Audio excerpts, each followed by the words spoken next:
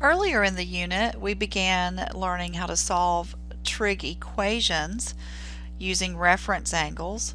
And one thing, I'd like to note is that the earlier problems were all related to special angles, and not everything works out as nicely as a special angle problem all the time.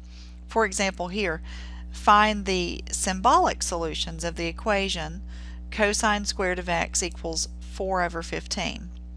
Following the pattern we've had before, we would isolate cosine by taking the square root of each side, and we know that cosine could be either positive or negative square root of 4/25. Okay?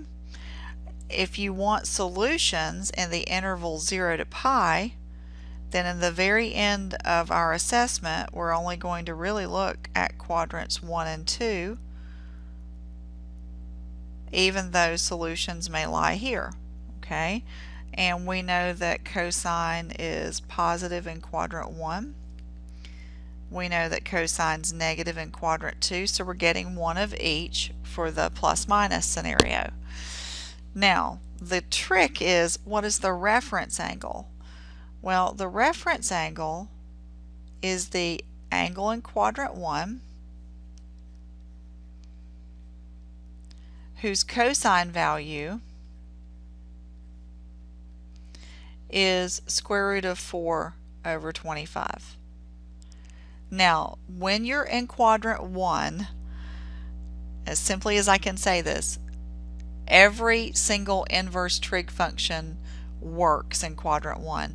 So if I can write cosine, sine, or tangent equals a positive number, then in their respective domains and ranges, okay, the restricted ones, then I know that if I'm dealing with a positive value for cosine, that inverse cosine is going to give me back a quadrant 1 angle. Now that may take some time to sink in. Oops, that's a little righto there.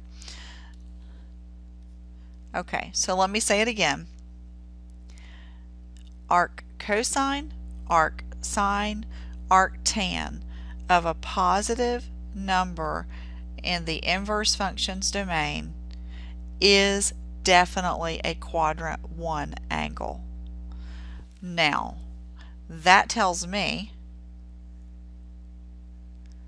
that my solution in quadrant 1 is the reference angle itself.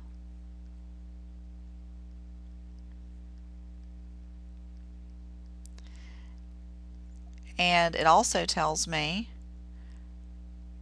that the quadrant 2 solution, where cosine's negative, is pi minus the reference. So let's keep this thing simple.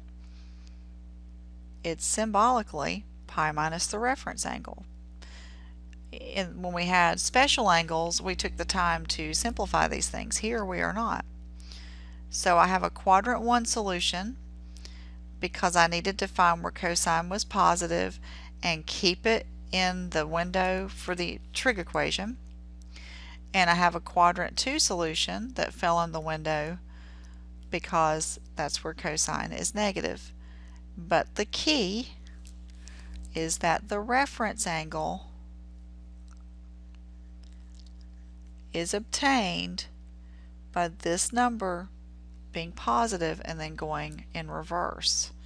Okay, and it's positive and it's in the range, if you will, of inverse cosine. So kind of a lot to put together there. We'll practice this again.